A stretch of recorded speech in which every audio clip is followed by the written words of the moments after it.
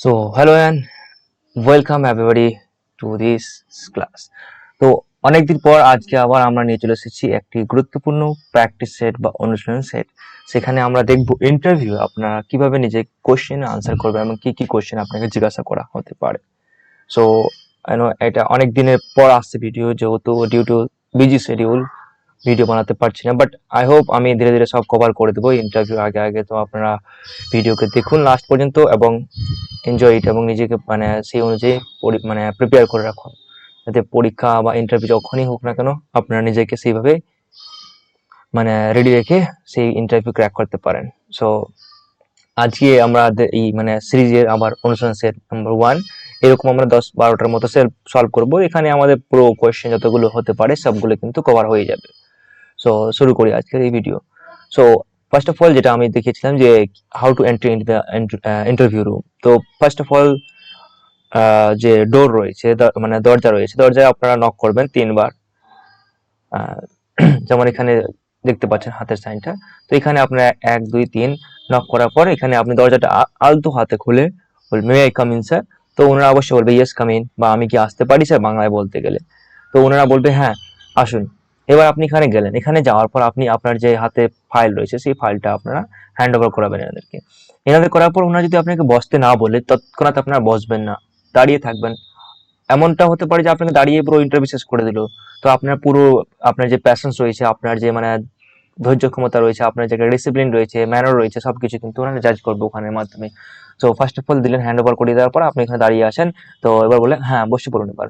তো বসে পড়লে আপনি চেয়ারটা নেবেন, আলতো হাতে নিয়ে এভাবে সামনে গিয়ে বসবেন। তো your sitting position should be like this. এইভাবে কিন্তু আপনি বসবেন, আপনার হাঁটুর উপরে থাকবে দুটো হাত, এইরকম বসার ভঙ্গি থাকবে। হ্যাঁ, ড্রেস কোড এরকমই থাকবে, কিন্তু এরকম একটা লাইট কালারের শার্ট নেবেন, যেটা হোয়াইট হোক বা একটু নেভি ব্লু ব্লু টাইপের বা গ্রিন টাইপের হলো হয়, এটা হালকা যাতে চোখে না লাগে এরকম হতে পারে, but white is perfect. White and blue pant, এই নেভি ব্লু প্যান্ট থাকলে পারফেক্ট হয়, বা অন্য আপনার মতো নিতে পারেন। ঠিক আছে। তো this is your dress code and এভাবে আপনি ইন্টারভিউ সামনে বসলেন। এবার আপনাকে কি কি কোশ্চেন জিজ্ঞাসা করতে পারে সেই কোশ্চেনগুলো আমরা আনসার করবো একে একে। ওকে। সো এখানে প্রথমে বলা আছে যে নিজের সম্পর্কে বলুন। তো টেল আস অ্যাবাউট ইউর সেলফ। যেমন আমি এখানে লিখেছি, আমি শামীম আক্তার, আমি ইসলামপুরের বাসিন্দা, আমি উত্তর দিনাজপুর জেলার ইসলামপুর থেকে এসেছি, বা আমি ইসলামপুর থেকে বিলং করছি। তো আপনি যখন বাংলায় বলবেন তাহলে বলবেন আমি উত্তর দিনাজপুর জেলার ইসলামপুরের বাসিন্দা, আমি এমএ ও বিএড সম্পন্ন করেছি। বিগত কয়েক বছর ধরে আমি সরকারি চাকরির প্রস্তুতির পাশাপাশি দ্য র্যাঙ্কার সাব নামে আমার কোচিং সেন্টারের মাধ্যমে ছাত্রছাত্রীদের মেন্টর হিসাবে কাজ করছি। আমি পশ্চিমবঙ্গ পুলিশের সাব ইন্সপেক্টর, পিএসসি মিসেলিনিয়াস এবং ক্লার্কশিপের মতো একাধিক পরীক্ষা সফলভাবে উত্তীর্ণ হয়েছি। এখন আমি আমার শিক্ষাগত যোগ্যতা ও কাজের অভিজ্ঞতাকে কাজে লাগিয়ে শিক্ষা দপ্তরের প্রশাসনিক কাজে যুক্ত হতে চাই। তো এইভাবে আপনার যেটা রয়েছে, আপনার যা কোয়ালিফিকেশন রয়েছে, আপনার যা যা জিনিস বলার মতো আছে সেগুলোকে আপনি গুছিয়ে নেবেন। গুছিয়ে নেওয়ার পর আপনি এভাবে দিবেন জবাব। এটা আমি যেহেতু আমারটা দিয়েছি তো আমার মতো করে দিয়েছি। আমি এখানে আরো কিছু অ্যাড করতে পারি, যেমন আমি একজন স্কুল টিচার রয়েছি বা বিভিন্ন রকম কাজের সাথে জড়িত রয়েছি। আমি এগুলো সবগুলো অ্যাড করলে কিন্তু বেশি হয়ে যাবে। তো আমি জাস্ট একটু শর্ট করে দেওয়ার চেষ্টা করব। তো এটা হলো আপনার নিজের সম্পর্কে কিছু বললে আপনি এভাবে বলবেন। আপনার নাম, আপনার শিক্ষাগত যোগ্যতা, আপনি কবে মাধ্যমিক পাস করেছেন, কবে উচ্চ মাধ্যমিক পাস করেছেন সেগুলো কিন্তু অ্যাড করতে পারেন। যেমন আমি 2008 সালে বা 2018 সালে উচ্চ মাধ্যমিক পাস করেছি, বা 2016 সালে মাধ্যমিক পাস করেছি, 2018-তে উচ্চ মাধ্যমিক, 2021-এ এমএ, 2026-এ হচ্ছে আমাদের বিএড। এইভাবে আপনি কিন্তু গুছিয়ে একে একে করে সবগুলো বলতে পারেন। এছাড়া আমি সিটেট কোয়ালিফাইড রয়েছি, বা যেগুলো আপনার কোয়ালিফিকেশন রয়েছে, so you have to prepare your self like this. Okay. তো নিজের মতো করে আপনি নোট বানিয়ে ওগুলোকে বারবার রিভাইজ করলে কিন্তু ওগুলো অটোমেটিকলি আপনার মুখস্থ হয়ে যাবে। নেক্সট দেখে নিবো আমরা। এখানে বলেছে একজন ক্লার্ক এর কাজ কি বলুন তো। হ্যাঁ, তো একজন আপনি যে ক্লার্ক হিসেবে জয়েন করবেন, তো আপনার ক্লার্কের কাজ কি সেগুলো আপনাকে জানতে হবে। সো একটি বিদ্যালয়ের ক্লার্কের ভূমিকা অত্যন্ত গুরুত্বপূর্ণ, ভেরি ভাইটাল। সো এখানে কি কি কাজ রয়েছে আমরা দেখে দিচ্ছি, জাস্ট ইন শর্ট বলার চেষ্টা করুন। বিদ্যালয়ে বিভিন্ন নথিপত্র, রেকর্ডস এবং ক্যাশবুক রক্ষণাবেক্ষণ করা, এছাড়া কিছু ছাত্রছাত্রীদের ভর্তি সংক্রান্ত কাজ ও রেজিস্ট্রেশন প্রক্রিয়া সম্পন্ন করা, কন্যাশ্রী, ঐক্যশ্রী ও মিড ডে মিলের মতো সরকারি প্রকল্পের ডেটা এন্ট্রি ও রিপোর্ট তৈরি করা, এছাড়া কি রয়েছে, প্রধান শিক্ষকের প্রশাসনিক কাজে সহায়তা করা এবং অফিসিয়াল চিঠিপত্র আদান প্রদান করা। এইভাবে মানে আপনি যেগুলো কাজ রয়েছে এগুলোকে একটা ইনশর্টে আপনি নিলেন। এটা হচ্ছে আমাদের গ্রুপ সির জন্য, ঠিক আছে, ক্লার্কের জন্য। এবং গ্রুপ ডি জন্য কিন্তু আপনারা পাবেন ভিডিও, নেক্সট ভিডিওতে সেখানে পেয়ে যাবেন, যেটা হচ্ছে গ্রুপ সি এর জন্য। এবার হচ্ছে আমাদের নেক্সট কোশ্চেন, কি কোশ্চেন হতে পারে সেটা আনসার দেখো। এখানে বলেছে কেন আপনি স্কুলে ক্লার্ক হতে চাইছেন, এই কোশ্চেনটা কিন্তু জিজ্ঞাসা করা হয়েই থাকে, ঠিক আছে।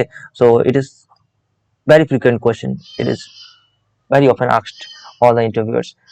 Okay, so বলছে why do you want to be a school clerk?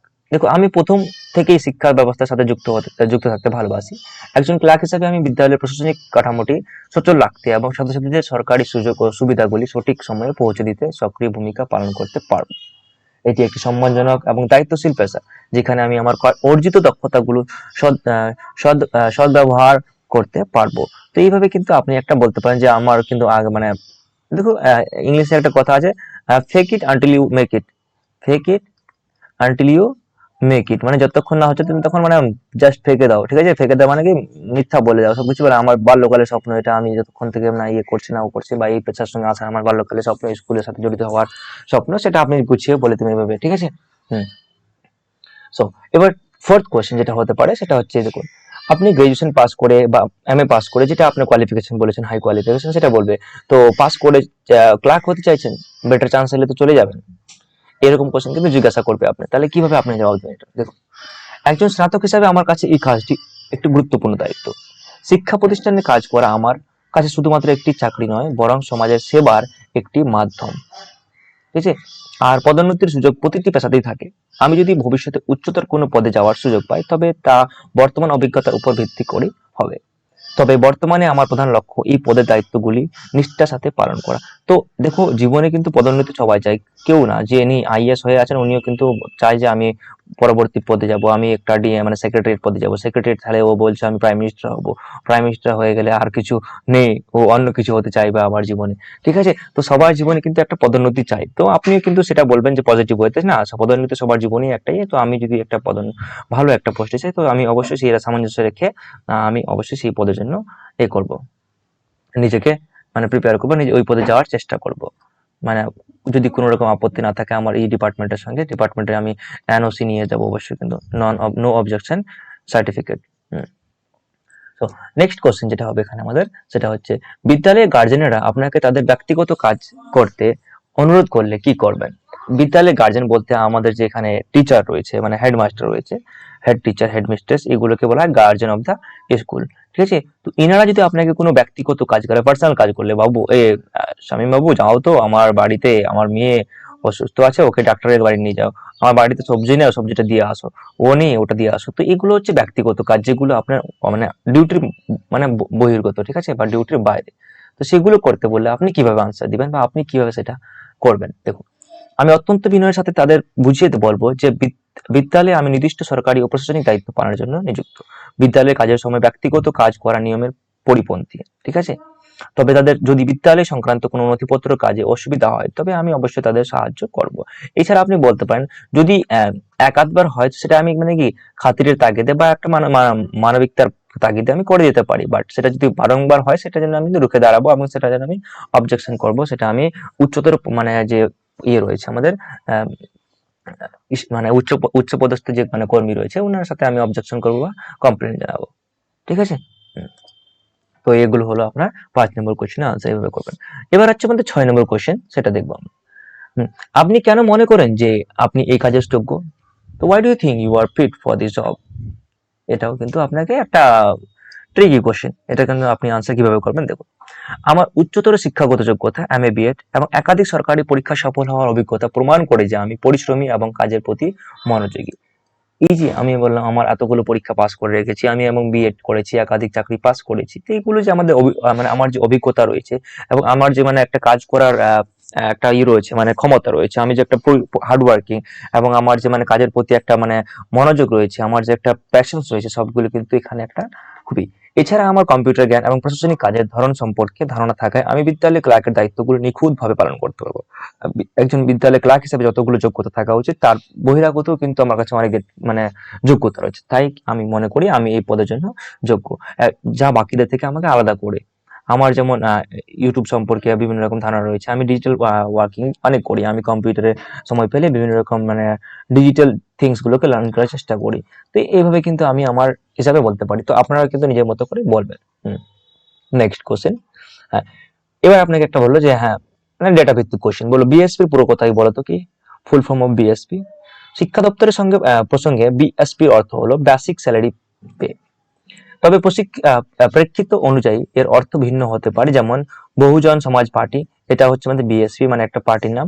এছাড়া বিজনেস স্ট্র্যাটেজি প্ল্যান, এটা কিন্তু আলাদা হতে পারে, বাট যেহেতু আপনি শিক্ষা দপ্তরের সঙ্গে পরীক্ষা যাচ্ছেন তাহলে এখানে আপনি এটা জবাব দেবেন, সেটা হচ্ছে বেসিক স্যালারি পে। তো আপনি যদি এগুলো লাগিয়ে দেন এক্সট্রা গুলো, তাহলে আপনার কিন্তু একটা হলো যে 4 চাঁদ লাগিয়ে দেওয়া, তো আপনি 4 চাঁদ লাগিয়ে দিচ্ছেন, ঠিক আছে। নেক্সট, আপনার হবি কি, হোয়াট ইজ ইউর হবি? হবি মানে হচ্ছে আমাদের শখ, যেটা আমরা অবসর সময়ে করতে পছন্দ করি, the thing that we love to do in our leisure time. Okay, এটাকে বলবো আমাদের কি শখ। তো শখ বলতে আমাদের এখানে কি বলেছি আমি, আমার প্রধান শখ হলো ডিজিটাল কন্টেন্ট তৈরি করা এবং ছাত্রছাত্রীদের মেন্টর হিসাবে গাইড করা। তো this is my hobby, so you can use your own hobby whatever it is. তো নিজে যেটা রয়েছে সেটা আপনি এখানে ইউজ করবেন।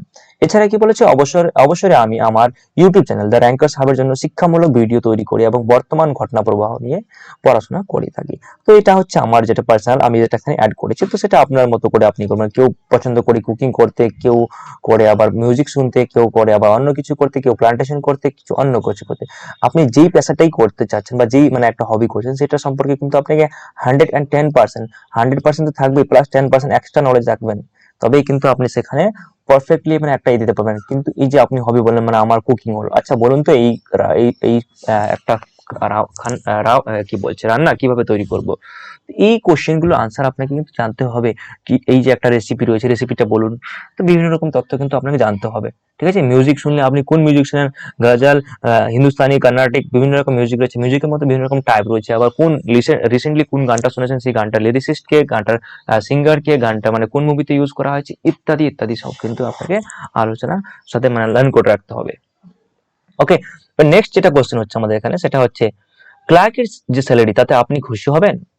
আর you happy with the clerk salary? একটা ক্লার্কের স্যালারি মোটামুটি আপনাদের কত হতে পারে, সেটা 25 থেকে 30 এর মধ্যে হতে পারে, ঠিক আছে, 25 থেকে 30 কে এর মধ্যে হতে পারে। এই স্যালারি থেকে আপনি খুশি হবেন? হ্যাঁ, এখানে আপনি দেখুন আনসার কি বলেন। হ্যাঁ নিশ্চয়ই, সরকারি বেতন কাঠামো অনুযায়ী এই পদের জন্য যে বেতন নির্ধারিত হয়েছে তা একজন নবনিযুক্ত কর্মীর জন্য সম্মানজনক। আমি বিশ্বাস করি কাজের প্রতি সততা থাকলে আর্থিক সন্তুষ্টির পাশাপাশি মানসিক তৃপ্তিও পাওয়া যায়। তো এইভাবে কিন্তু আপনি এখানে আনসার করতে পারেন। এটা হচ্ছে আমাদের 9 নম্বর কোশ্চেন আনসার। লাস্ট যেটা কোশ্চেন রয়েছে এখানে আমাদের, সেটা হচ্ছে বিদ্যালয়ের প্রয়োজনে আপনি যদি আপনাকে কোনো ক্লাসে পাঠদানের জন্য পাঠানো হয়, যাবেন? Will take classes if needed. মনে করো আজকে আমাদের অন্য একটা ক্লাসের টিচার আসলো না, মনে করো আমাদের ইংলিশ ডিপার্টমেন্টে ক্লাস আসলো না, বললো আচ্ছা জানতো শামীম বাবু, আপনি ওই ইংলিশের ক্লাস আজকে আসেননি, আমাদের মিহির বাবু আসেনি, আপনি ওই ক্লাসটাকে করিয়ে আসুন। তো ক্লাসটাকে করাতে যাবেন কি আপনি? এখানে আমি আমার আনসার দেবো, অবশ্যই যাবো, যেহেতু আমার বিএড ডিগ্রি আছে, এছাড়া আমি সিটেট কোয়ালিফাইড। তো আমি শিক্ষকতার অভিজ্ঞতা সম্পন্ন, তাই বিদ্যালয়ের বৃহত্তর স্বার্থে এবং ছাত্রছাত্রীদের পঠন পাঠনের ক্ষতি এড়াতে যদি প্রধান শিক্ষক মহাশয় আমাকে কোনো ক্লাস নিতে বলেন, আমি মানে সানন্দে সেই দায়িত্ব পালন করব। তা আমাকে যদি ক্লাস করতে দিত, I will be very happy, আমি তো যে কোনো ক্লাস নিয়ে নিবো, মানে শুধু মানে হায়ার ক্লাসে ম্যাথ এবং কেমিস্ট্রি আর ফিজিক্স বাদ দিয়ে এই তিনটা সাবজেক্ট যদি আমি হায়ার ক্লাসে মানে ফ্রম 9 অনওয়ার্ডস আপ টু 8 আমি সবগুলো করে দেবো ভালো করেই, মানে ম্যাথ, কেমিস্ট্রি, ফিজিক্সও। এছাড়া এসএসটি তো আমার তো মানে রয়েছেই, এসএসটি মানে সোশ্যাল স্টাডির মধ্যে যতগুলো সাবজেক্ট আছে সেগুলো তো আমার মানে নিজস্ব সাবজেক্ট আছে। ইংলিশে তো বলতেই হবে না, ইংলিশ তো আমি আপার ক্লাসে করিয়ে দেবো যদি লিটারেচার না থাকে, ঠিক আছে, যেটা বেসিক গ্রামার থাকে, বেসিক ইংলিশ থাকে, সেটা আমি অবশ্যই করিয়ে দেবো। তাহলে এটা আমি আমার মতো করে বলে দেবো যে হ্যাঁ আমার এত কোয়ালিফিকেশন আছে, আমি অবশ্যই ক্লাস করাতে পারি। আপনাকে বললো যে আপনি ক্লার্ক হিসেবে, আপনি তো এখন যে ক্লার্কে যাবে, আই ডোন্ট থিঙ্ক যে কেউ মানে ওই 12 পাস করে চলে গেছে, সবাই মানে উচ্চতর শিক্ষার সাথে জড়িত রয়েছে, কেউ এমএ পাস, কেউ বিএ পাস, কেউ আবার পিএইচডিও হতে পারে অনেক প্রার্থী। তো ওরা অবশ্যই কিন্তু এই ক্লাসে যেতে পারে। তো থ্যাংক ইউ।